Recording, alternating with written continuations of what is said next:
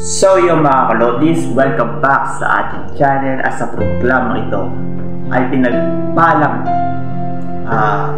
panonood sa inyo lahat at magandang araw sa inyo.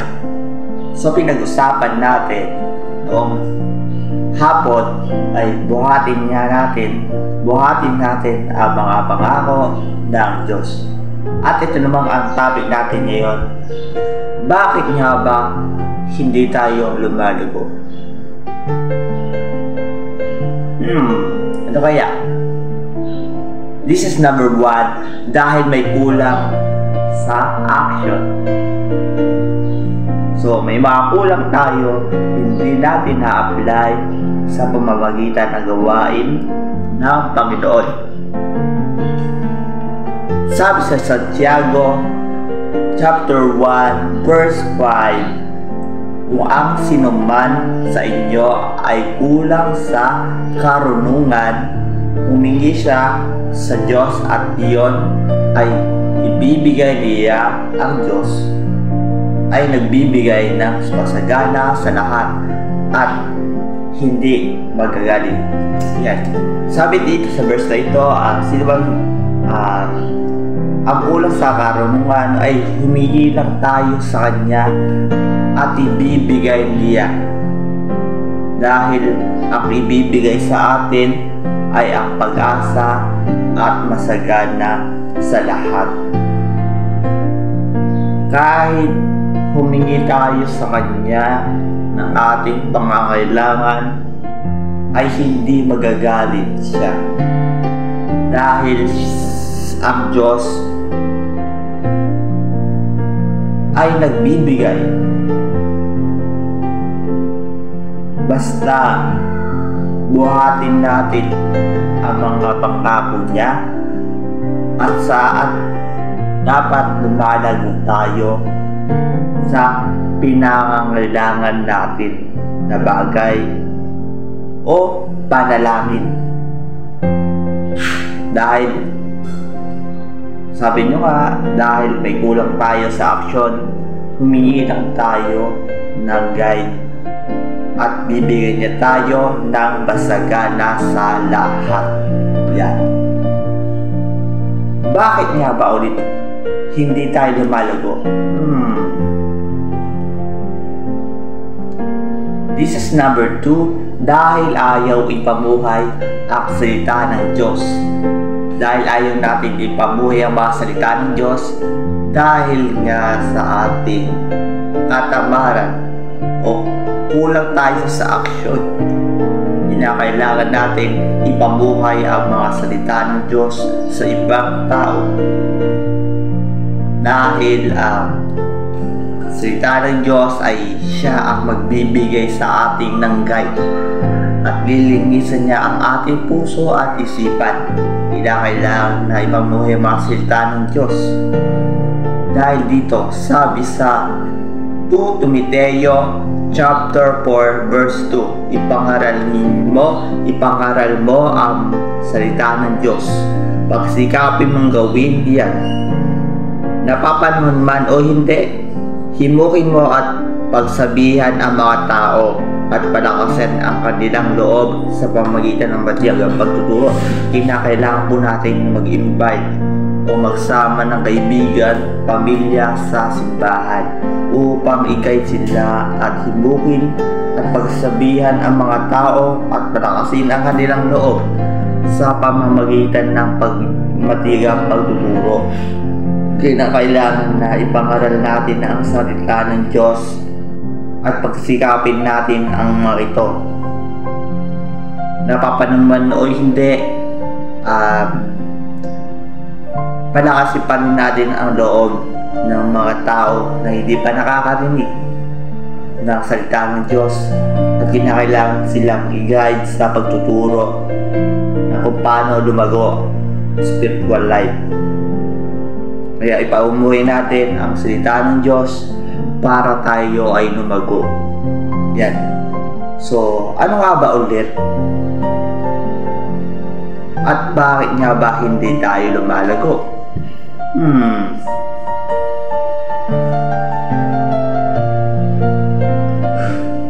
This is number 2. Number 3, dahil sa katamaran.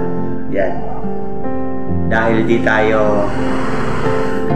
tayo kumikilos, kaya mabigat ang ating pakiramdam o mabigat yung katawan natin dahil natatamad tayo na magbasa ng Biblia. At di natin maiwasan sumamay sa makamundong tao.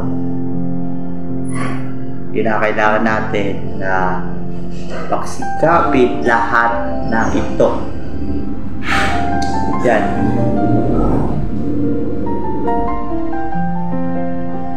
Sabi sa mga Kawikaan chapter 19 verse 15, ang taong tamad ay lagi nakatihaya, kaya't siya ay nagugutom, walang panlagay sa sikmura. Itong verse na ito ay binalikan natin ngayon sa nakaraan na basta yung topic natin, basta yung na-vlog natin nung nakaraan. Dahil yun, number 3, dahil sa katamaran, hindi natin naiwasan ang lahat ng bagay. Kinakailangan po natin basahin lahat ng nakasaad sa Bible upang tayo ay lumakas para hindi tayo maging tamad sa ating buhay. Kinakailangan natin kumilos at tumakbo sa hamon ng buhay para tayo ay magtagumpay sa lahat ng problema at tayo ay lumago. Kaya hindi tayo lumalago, hindi ka umuusad o hindi ka tumatakbo dahil nga hindi tayo lumalago. So anong nga ba ulit? At anong nga ba ulit? Bakit nga ba hindi tayo lumalago? This is number 4 ay dahil hindi natin inuuna ang Diyos sa lahat. Yan, maganda po yan. Ito yung makamundong tao ang mga nakaplog dito dahil hindi natin inuuna ang Diyos. Dahil iba yung inuuna natin yung pag-aaral na hindi kasama ang Panginoon. Dahil inuuna natin pagdalo sa ibang lugar or ibang hindi naman karapat dapat sa Panginoon. Dahil hindi natin nunoon ng Diyos dahil nga kunyari example is nagpunta tayo ng swimming araw ng linggo or birthday, inuuna natin ng birthday, ganon. Dahil hindi natin inuuna ang Diyos sa lahat. Kinakailangan natin kahit may birthday, may swimming, anong event man na nag-aaya sa iyo or anong event na importante, pero dahil hindi natin inuuna ang Diyos sa lahat, kinakailangan natin unahin ang Diyos sa lahat ng bagay. Importante ang gawin mo sa birthday, sa kasal, or sa binyag. Kinakailangan talaga kasama pa rin ang Diyos sa panalangin. Kahit hindi ka umatin ng Sunday, pray for them. Pero kinakailangan pa rin na unahin ng Diyos sa lahat. Sabi sa Mateo chapter 6 verse 33, kaya unahin ang pagbilang sa kairaan ng Diyos at ang pagsunod sa kanyang kalooban, at ibibigay niya ang lahat ng pangangailangan ninyo. Ayan. Kaya unahin natin ang Diyos at humingi tayo ng pangangailangan niya sa pamamagitan ng paggawa ng Diyos. Humingi tayo ng guide para mag-grow tayo. Kinakailangan na magbasa tayo ng Biblia. Yan, kinakailangan natin na mag-pray sa lahat.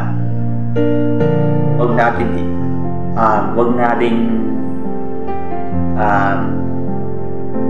magsinungaling sa pananalangin. Huwag natin kausapin ang sarili natin, kausapin natin ang Panginoon sa lahat, at lahat ng ito ay magiging lumago sa ating spiritual lives natin. So, panghuli na ito ay dahil wala kang tiwala sa Diyos. Yan. Minsan kasi hindi tayo nagtitiwala sa Diyos, at minsan din hindi ka rin naniniwala sa mga salita ng Diyos. Akala nyo ay gawa ng tao, gawa ng hayop, anuman gawa o sulat ng tao. Oo, sulat ng tao, pero sila yung nagpagamit at ginamit sila ng Panginoon para ito i-share sa ibang tao na hindi pa nakakarinig, at gusto ng Panginoon na lumugo tayo sa spiritual life natin. Kinakailangan na mas mataas tayo, dahil doon magbubunga at doon makikita mo na ang pangako ng Diyos kung tatanggapin mo siya sa buhay niya. Kaya magtiwala tayo sa Panginoon, at huwag tayong maniniwala sa ibang tao na ang Diyos ay hindi katiwa-tiwala. Pero ang totoo dyan ay magtiwala tayo sa Diyos na hinggit pa sa lahat. Kinakailangan natin na sa lahat ng mga problema natin, tiwala lang tayo. Sa tiwala natin, magtiwala lang tayo sa sarili natin na kasama ang Panginoon. Dahil gusto ng Diyos na lumugot tayo sa lahat, na nahihirapan ka na o natutumba ka na sa lahat ng gawain mo na hindi mo na kaya. Pero ang Diyos, paulit-ulit ko na sinasabi na buhatin natin ang Panginoon ng higit sa lahat. Buhatin natin ang mga pangako niya, dahil gusto ng Lord na mag-grow tayo sa spiritual life natin. Kaya hindi tayo lumalago dahil may kulang nga tayo sa action, dahil ayaw natin na pamuhay ang salita ng Diyos, dahil nga natatamad ka na, dahil nga hindi natin inuuna ang salita ng Diyos, o hindi natin inuuna ang Diyos sa lahat, at dahil wala ka din tiwala sa Diyos, kaya hindi ka lumalago. Sa lahat ng sinabi ko, kinakailangan natin na kumilos, matuto, magpaturo. Kaya hindi tayo lumalago dahil may kulang tayo sa pangangailangan, at hindi natin nagagamit ito sa pamamagitan ng salita ng Panginoon. Kaya hindi tayo lumalago, hindi natin binibahagi sa ibang tao ang mga Word of God and Gospel. Kaya kinakailangan natin balitan ang bakit nga ba hindi tayo lumalago. So malalaman nyo yan bukas, ang topic natin, dahil ang araw na iyon bukas ay kinakailangan mag-focus kayo at makinig ng mabuti sa salita ng Diyos. Yeah. So hindi ako nagbablog para magpasikat. Hindi ako nagbablog para dumami o subscriber, viewers. Hindi ko naman kailangan lahat ng mga yon. Kasi ang kailangan ko, makinig, sundin ang mga pangako ng Diyos sa buhay natin. So ganun din ako, gusto ko maging matatag at matibay para ako ay punong-puno ng galak at punong-puno ng saya sa pamamagitan ng Diyos. Dahil may tiwala ko sa Panginoon na hindi niya ako pababayaan sa lahat ng gagawin ko. Muli, maraming salamat sa inyong pag-unawa at maraming salamat sa inyong pakikinig. Maraming sa inyong pagsuporta at pag-focus sa programa na ito o video na ito. Muli, maraming salamat at sana ay hindi kayo magsawa sa lahat ng video na ito. At patuloy pa rin tayo manalangin at makinig sa lahat ng video na ibabahagi namin o ibabahagi ng Diyos sa inyo. Dahil hindi ako ang gumawa nito, topic na to. Oo, ako gumawa nito, pero ang Diyos ang nag-guide sa akin at tinulungan niya ako na ibahagi sa akin itong topic na to. Tinulungan niya ako dahil gusto niya lumago tayo sa spiritual life natin. Ginawa ko to nakasama ang Panginoon. Kaya muli, maraming salamat sa inyong suporta. And muli, kita-kits tayo bukas ng alas 6 or alas 7 ng gabi. Kaya muli, God bless!